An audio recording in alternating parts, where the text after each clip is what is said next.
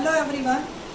Today we will discuss second lesson of biology, that is classification of living organisms. In previous lesson we have discussed about biodiversity and I told you there is a wide variety of living organisms present on the surface of earth. Approximate 10 to 100 million of the varieties of living organisms are discovered by the scientists and they named only 1.8 million.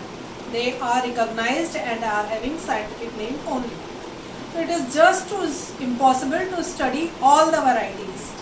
That's why we have classified, you know about the classification, it is the grouping of the organisms on the basis of their similarities and differences, so that we can study, if we are studying a group or a category, we will be able to study the entire living organism or the organism belonging to that particular group.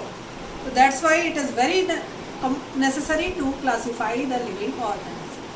Initially, the scientists classify these organisms into two groups only, plant and animals. Till the time microscopes and electron microscopes were not discovered. After the discovery of microscope, the scientists found there are certain microorganisms also that exist in nature and they are living organisms. So this was the scientist that gave three domain system of classification first. Classification we have studied earlier, it is also known as taxonomy or systematics, because we are arranging them into a systematic way into different groups and subgroups. The first classification was three domains. Life is divided into three parts. It was given by Carl Woese and he divided all the living organisms into three categories: archaea, bacteria and eukaryote. Means all the prokaryotes will come in this category, all the bacteria will come in this category, and all the eukaryotes, all plants and animals will come in this category. But it was not sufficient, because plants and animals are quite different and they should be kept separately. That's why it is a scientist known as R.H. Whitaker. He gave 5 kingdom system classification and he divided all the entire living organisms into 5 main kingdoms. These kingdoms, first kingdom was Monera, prokaryotes it was having. Second was Protista, eukaryotes, single cell animals or plants it was having. Third is fungi, all the fungi, plantae and animalia.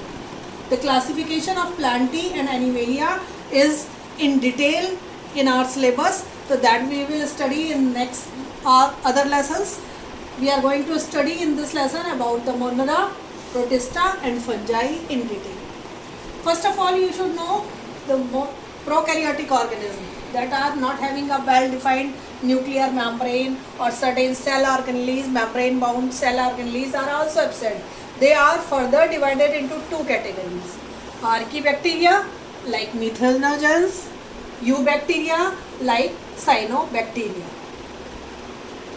Protista, eukaryote cell but single cell organism will come in this category. It is having prokaryotes, they are having eukaryotes, single cell organism.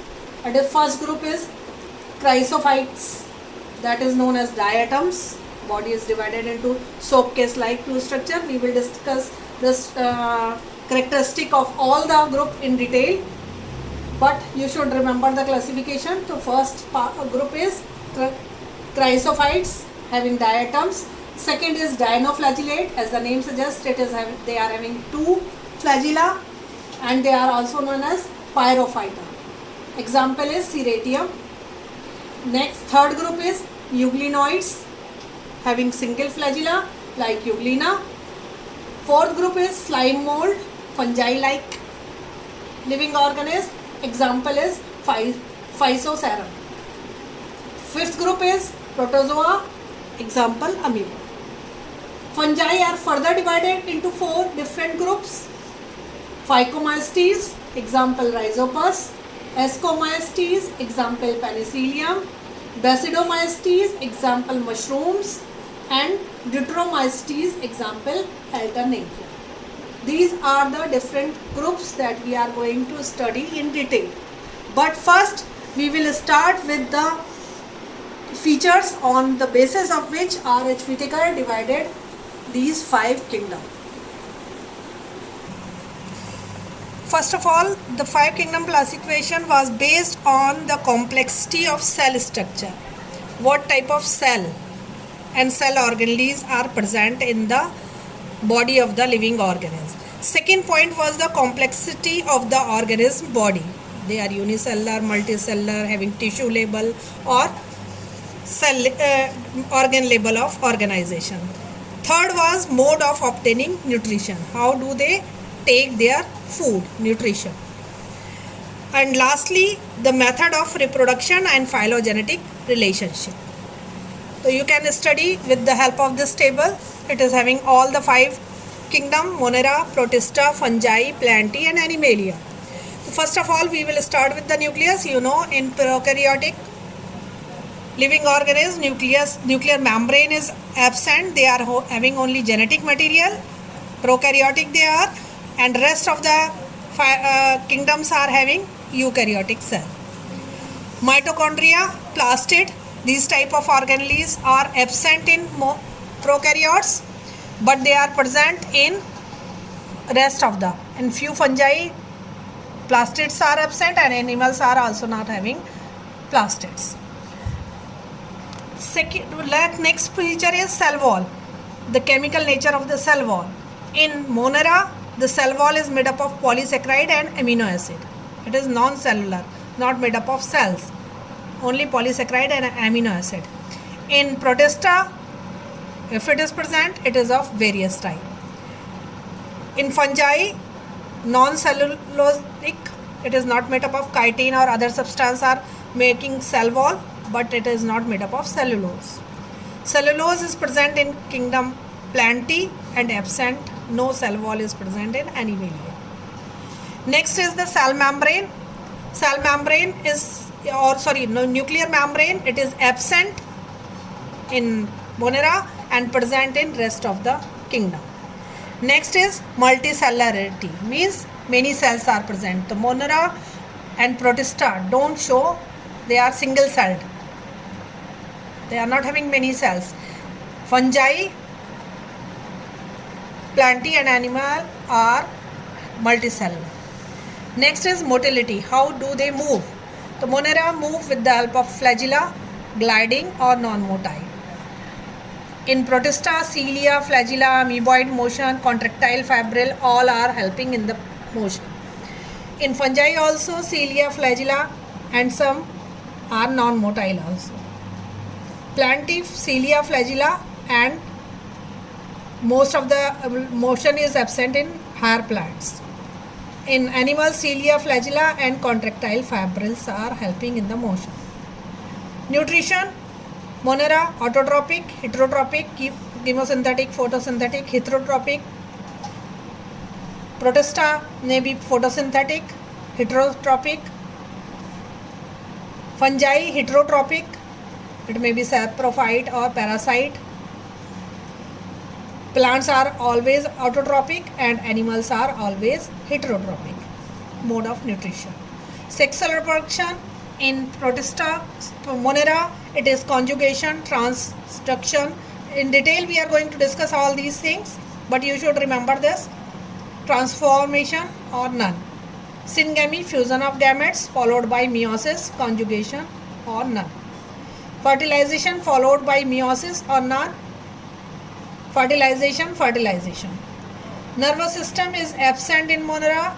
Primitive form to conduct stimuli is present in some Protista. Fungi and Plantae are not having nervous system, and it is well developed in case of animals. So these are the characteristic feature on the basis of which we have classified all the living organisms into 5 kingdoms.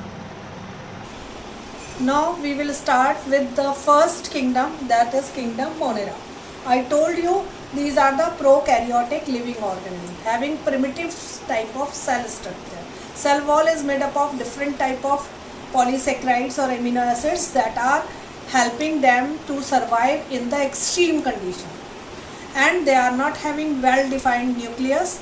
Genetic material is present in the center of the cell. They are not having certain cell membrane bound cell organelles like mitochondria, plastids, these are absent, and they are having primitive type of ribosomes also. These Monera are further divided into two categories, Archaebacteria and Eubacteria. First category is Archaea. As the name suggests, Archaea means primitive. These are the primitive type of bacteria that can live in very extreme condition, and according to the environment conditions in which they are living, they are further divided into three categories. First is halophiles. As the name suggests, these bacteria develop in the high saline and high light intensity area. Brine type of water that is highly saline, they can grow in that particular area.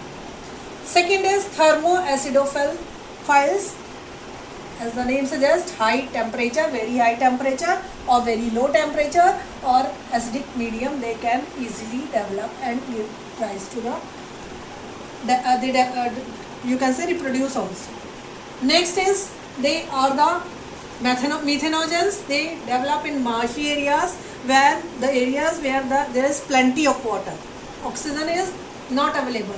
They may be aerobic also, but they are anaerobic. And they are also found, methanogens are the example, and they are also found in the gut of ruminants that help in them to produce methane as well as to digest the cellulose.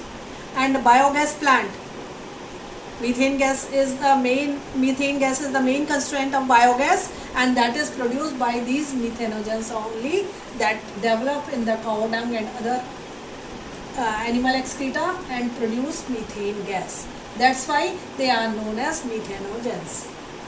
Next group is Eubacteria. Example is Cyanobacteria. The structure of Eubacteria we will study in the next session. Thank you.